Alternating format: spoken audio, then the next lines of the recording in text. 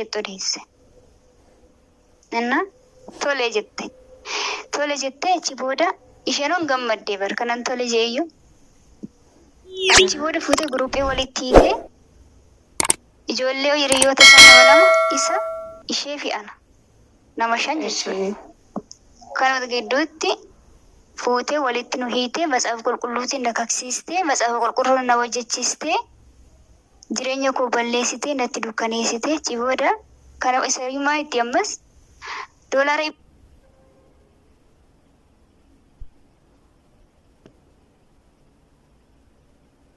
tokko ergi siin jedha Waaqayyoo ammallee waan dinqii godhee akka inni si agarsiisuun agarta itti. Akkuma ani edda sittaasee doolaara 100 waan sana erguu hin dandeenyeef doolaara 200 ergeen immoo. Mucaa sammaa kana 200 ergita. Ifa akkana dhaggeeffadhaa warri birrii cal jettanii ergaa jirtan dhaggeeffadhaa nama kamitti na fuudha seetanii jechuudha. Barumsa guddaa isinii ergaa guddaa isinii dabarsaa. Edda kaksiifte booda mucaan kuni birrii doolaara 100 ergetti 100 erguu waan hin danda'amneef 200 ergaa feette ishii. Achi booda doolaara 200 ergee booda waan inni godhee sin agarree galatoo minaan je'e malee waan tokkos naan hin jenne. Ani maaltu taa'een eegaa barra. Nan eega haadhamu boru waan itti ma'eetan eegaa barra. Nan eegamtuu hin jiru waan tokko hin jiru dinqiin ta'u tokko ni mee bakka. Achi booda kun hundumtuu erga raawwatee booda waan ta'een arge. Bilookii na goote iddina kaksiste iddii hundumtuu isaa raawwate. Isa Intalli isheen barreessitu. Isheen barreessitu raajiin miti kusun bilookii na go'e sokkee. Okay. Intala durbaatu raajii miti kudhateetti barreessiti goddanyaa ishee mistira ishee beektutu hiriyaa isheen jaallattee Waaqayyoo kan kee miti jedha bilookii godhi jettee Waaqayyoo nama sii kennee qabattee namuma ol beekanidha waan ta'eef mucaa kanaaf dhiyeessiti ishee Waaqayyootu jedhe dhuguma seetee hiriyaa ishee dhugaa waadaa galtee fi biyyaa kaatee bilookii gootee isa kanaa hojii itti fuftii gaafa isheen jalqabdu doolaara 100 galchii jenna 100 galuu waan dandeenyeef 200 erga galee booda isheen ani raajii ofiin jettu hiriyaa ishee sun bilbila bilookii goote ishii isaa booda adeemsa akkamii jalqabde nama kana wajjin. Achi booda raajii sun bilookii na taasiste achi booda Waaqayyootu immoo kan hundumaa ifa baase. Bilookii na gooteetu suura isheerra godhatte. Hojii Waaqayyoo dhaggeeffadha. Gaafa isheen suura isheerra godhattu aqeetananii abaluun jedheen jennaan. Bilbilli kun kan eenyuuti jedheen gaafadheen. Innaani hankooti abbaa manaa kootu masmara kana naa baase naa kenne. Sin agarree abbaa kooteette. Jedhe qaanessu sodaadhe. Bakka amma bare hundumti sasoo bakka ta'e amma bakka hubadheera. Achi booda akka isheen sobdinatti raajaa turtes hubadheera. Akka ishee ta'e ibbatti naa galee amma bakka adda ba'ee naaf galee. Achi booda kan hundumaa kan na gochaa ture isheedha tanaan bakka waan inni dubbadhu wallaale. Homaa jechuu hin dandeenye gurbaa kana wajji sila walii galeera gurbaa riyyaa kostanas ganeera. Sin barbaadun jaawwan natti dubbatu nan arrabsa jechaan ittiin hin jenne hin jiru akka narraa deemuufi jechoota bakka nan jibbe gurbicha dura nan jaalladha bakka nan jibbe argaa sana jibbisiise. Ishi mucaa birrii ergite kanaaf aluma tokko doolaara 200 ergite moo daddabaltee ergite moo turtii ammamii waliin turtanii meesa kanallee dhaloonni kun baratu mee ifa godhi mee baradha keessuma shamarran dhugaa dubbachuuf umuriin keessan umurii ibiddaarra jiru jaalala jalqabuudha waan yeroo jaalalaa waan baay'ee nama goyoomsa waan ta'eef mee sirriitti irraa baradha birrii doolaara 200 qofa ergite moo dasii akkam adeemsi keessan akkam ture mee ifa godhi. Achi booda ani sobdee raajii fufanatti raajii sittiin hin jenne yoo dubbadhe illee yaati kan jedhu keessa koo jira garuu isheen naaf hin yaadne ani immoo ishee fayyaade bakka ana malees immoo mucaa kan biraatti akka itti raajillee nama kan bira ishee mucittiin isheen itti raajamte sun natti himtee turte mucittiin garuu hubattuu waan taateef nama guddoos waan taateef raajummaa sana fudhattee hiriyaa isheen dhiisne ani garuu xiqqoo hubannaa waan natti hir'ateef iyyuu hiriyaa kun hangane jechuudha. Achi booda nama kana ajjin jaalala itti fufteetta moo yeroo suma dhaabde jaalala itti fufteetta moo kan jedhudha kan si gaafadhe. Yeroo sana ittuma fufe malee dhaabne waada galee wangeela qabadhe akkamiin addaan kutu qoe. Anoo wangeela irra na hojjechiisteetti isheen. Ishi demosa kee isatti ergitamoo demosa kee maatitti ergitamoo isatti ergita erga wal bartanii booda. Eegama wangeelaanis kakadheera waan ta'eef innis kakateera waan ta'eef gargar hin baanuudha. Achi booda birrii yeroo ta'u lafa ammas immoo ishumatu dubbii fidee xaxe lafa bitadhaatu mana irratti ijaarradhaa jettee ammas uftee gidduu keenya galtee akka birrii irratti ergu goote. Nanna achi booda gurbaa kanarratti birriin ergisiifte. Gurbaan kun ji'a lakkaa'uu jalqabe jechuudha. Ji'anitti birrii fudhadhullee lakkaa'uu jalqabe. Yeroo jiini ga'u na gaafata jechuudha. Irra darbee faanaan jedha.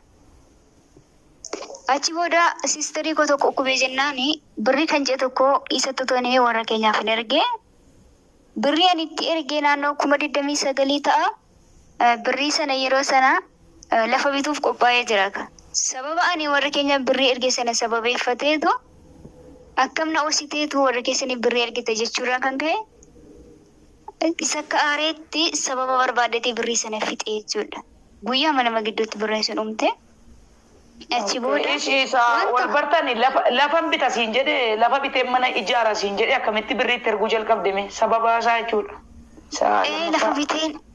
Lafa bitee mana ijaara naan jedhee naan eeshiriyaanis amaneeni birriitti erguu jalqabe.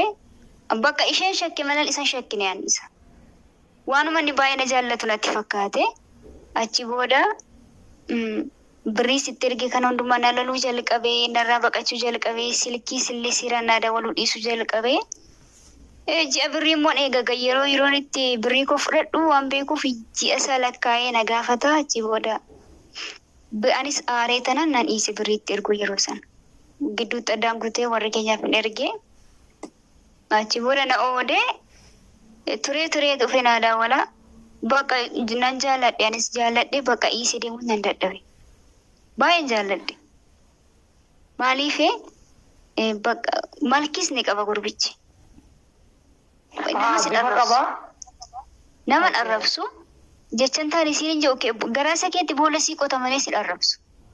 Ilaa dhaggeeffadhaa mucaan kun bifa baay'ee qaba warri bareedina laaltanii nyaatamtan dhaggeeffadhaa asirratti mucaan kun bifa qabaa nama arrabsu garuu jaalala dhugaa immoo isheen jaallatu. Fiilmiitu irratti hojjetamaa jira. Namoonni akkasii fiilmii isii irratti hojjetamaa jiru. Iddoo jirtanii utoo bartanii gaariidha. Ishii birrii hammamitti ergite mee mana ijaaruu fi birrii hammamiidha kanatti ergite waliigala isaa? Deebinee waa'ee lafaa irratti waliis hin galle nuti achuma irratti dhaabne. Achi booda rakkina bakka na doorsisa fa'i. Haqeen waraana faadii achi keetti yoon du'es immoo maalidha sanadha na doorsisa jechuudha akka ani san dhiifneef. Maaliif ani bu'aaf isaaf ta'eera waan ta'eef akkan isa dhiisuun barbaadu. Ani ta'eefi rakaa'ee yeroo inni waan akkatu yeroo rakkina isaatti ani bukkee waan hin jiruuf na doorsisa yoo an dhiiseen deemaa jedhuuf ka'u sababa uummataa jechuudha. Achi booddee otoo waliin jirru ijoollee shamarranii otoo ufanii na arrabsuu jalqaban. Isa taqqee isaanii jaallata. Inni kun jaalallee gooteedha. Inni sun jaalallee gooteedha. Bakka bitaa fi jaalallee biraa qabaachuudha. Nama meeqatu si lole waa'ee gurbaa kanaaf? Nama meeqatu si lole? Mucaan tokko Beerut kana keessadha. Isheen garuu iqaa manatti facaafte jechuuf hin danda'ama jechuun isheen hin jiru immoo beeke jecha namaan hin jedhu. Achi booda mucittiin hedduu nama hiite jechaan achi booda dhimma isheen godhanne yeroo sana jecha namaayyuu wanti hin jedhu. Naan achi booda isheenis uftee na lolte tokkos immoo biyya eessa akka isheen jirtu isheenillee yaaduma namarii natti himte garuu nan arrabsine. Dhiisi bakka dhiifama godhii fedheen bira darbe isheesi. Achi booda isheenis tole jettee dhiiste. Tokko immoo ani dhugaa waaqayyoo duukaa hin haasofne na qabe afaan kee ishee kakee miti kan waaqayyoon beeku dheetanaan silkii koratti cufadhe ishee. Achi booda intalittiin illee sababa akkasii qarshii meeqa ergiteef amma qarshii meeqa kanatti gurbaa kanaaf ergitee walumaa gala mana ijaarra waan siin jedheef qarshii meeqadha meeqa kan beektu yaadattu jechuudha. Walumaa gala isaa kan walumaa gala kan inni narraa fudhate 45,000 ta'a.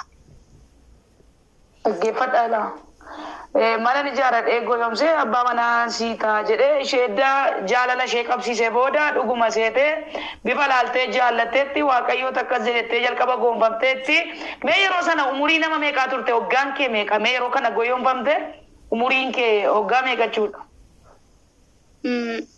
Karama biyyaa bahee umuriin koo waggaa 15 siniin jedheera sila.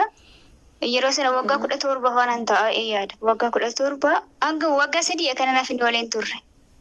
Biyya kana dhufee waggaa tokko booda kan naaf hin wal barre kan nuti waliin turre waggaa 3. Utuma na daddarbatu utuma waan barbaade na godhu intala wasiila koollee haqina irratti jaallattee isheenis dhuftee waa adagaan bu'ee maatiin koo dhaga'anii maatiin koo sababa sana jibbanii maatii abbaan koo na oode gidiraa hedduu keessan ture jechuudha.